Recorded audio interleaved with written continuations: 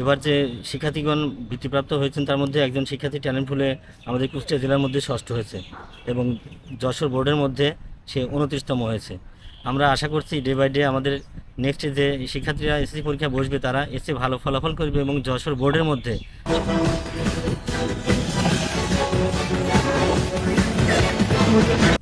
আমি মোহাম্মদ আবুল হাশেম, প্রধান শিক্ষক ইকরা মডেল স্কুল। আপনারা সবাই জানেন যে গত 2024 সালে যে এসএসসি পরীক্ষা হয়েছিল সেটার ফলাফল আমাদের স্কুলে মোটামুটি আশানুরূপ ফলাফল করেছিল শিক্ষার্থীরা, এবং গতকাল সেই এসএসসি পরীক্ষার বোর্ড কর্তৃক যে বৃত্তি প্রদান করে থাকে সেই বৃত্তি পরীক্ষার ফলাফল প্রকাশ হয়েছে। এই ফলাফলে আমাদের শিক্ষার্থীর মধ্যে 4 জন বৃত্তিপ্রাপ্ত হয়েছে, তার মধ্যে একজন আছে ট্যালেন্টফুল, যার অবস্থান আমাদের যশোর বোর্ডের 29তম এবং কুষ্টিয়া জেলা ভিত্তিক সে 6ষষ্ঠতম হয়েছে। এই জন্য আমরা স্কুলের পক্ষ থেকে তাদের 4 জনকে সাধুবাদ জানাই এবং আমরা অত্যন্ত এই ফলাফলের কারণে আমরা অত্যন্ত সবাই খুশি।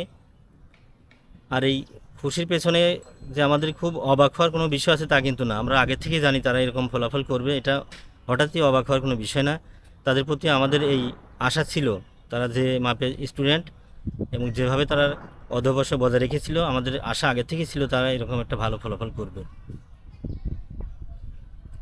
এই কৃতিত্বর পিছনে আসলে কি শিক্ষকরাই অবদান আছে নাকি আরো কারোর অবদান আছে বলে মনে করেন আপনি?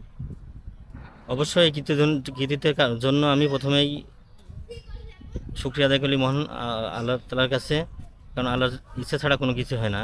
এবং তার পাশাপাশি আমাদের স্কুলের একঝাঁক যে মেধাবী শিক্ষক মণ্ডলী আছেন তাদের অক্লান্ত পরিশ্রম এবং তাদের মেধা দ্বারা বিভিন্ন সময় তারা যে ভাবে স্টুডেন্ট শিক্ষার্থীদেরকে যুক্তি পরামর্শ দিয়েছেন, আর তাদের পরামর্শ যে সকল শিক্ষার্থী ভালোভাবে গ্রহণ করেছে তারাই কিন্তু ভালো ফলাফল করতে সক্ষম হয়েছে। এবং পাশাপাশি তাদের অভিভাবকবৃন্দ কিন্তু সবসময় আমাদেরকে সাপোর্ট করেছেন এবং পর্যাপ্ত অর্থ দিয়ে তারা সবসময় পাশে থেকেছেন এবং স্কুলের সকল সিদ্ধান্তকে তারা গ্রহণ করেছেন এবং যার মাধ্যমেই এই ফলাফলটা অর্জন করা তাদের পক্ষে সম্ভব হয়েছে। স্কুলের প্রধান শিক্ষক হিসেবে আসলে এরকম ফলাফল নিয়ে যেহেতু আপনি আশা করছেন, আসলে স্কুলটা কোন অবস্থান না হলে একটু ভালো হয় বলে মনে করেন? জি, আমরা আশা করছি স্কুলের ফলাফল এখন বর্তমানে যে পর্যায়ে আছে আমরা আশা করছি নেক্সটে এসে আরও ভালো ফলাফল অর্জন করতে সক্ষম হব, কারণ আমাদের ডে বাই ডে আমরা যে শিক্ষকগুলো নিয়োগ করছি, আমরা বিষয়ভিত্তিক শিক্ষক নিয়োগ করছি এবং সর্বোচ্চ শিক্ষা যারা অর্জন করছে সেই সকল শিক্ষকদেরকে আমরা নিয়োগপ্রাপ্ত করছি, যার ফলে আমরা আশা করছি যে আমাদের স্কুলের পাঠদান আরও ভালো হবে এবং আরও মানসম্মত রেজাল্ট করতে আমরা সক্ষম হব।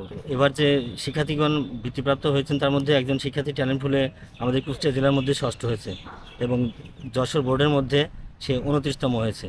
আমরা আশা করছি ডে বাই ডে আমাদের নেক্সট যে শিক্ষার্থীরা এসএসসি পরীক্ষা বসবে তারা এসে ভালো ফলাফল করবে এবং যশোর বোর্ডের মধ্যে একটা শীর্ষ পর্যায়ে আমাদের শিক্ষার্থীরা অবস্থান করবে, এই আশা আমরা ব্যক্ত করছি।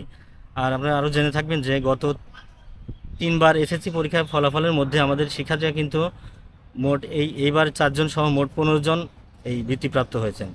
এজন্য আমরা খুবই আনন্দিত এবং আরও বেশি আশাবাদী যে আমাদের ছাত্ররা দিন দিন আরও ভালো করছে এবং আমাদের স্কুলটা আরও এগিয়ে যাবে।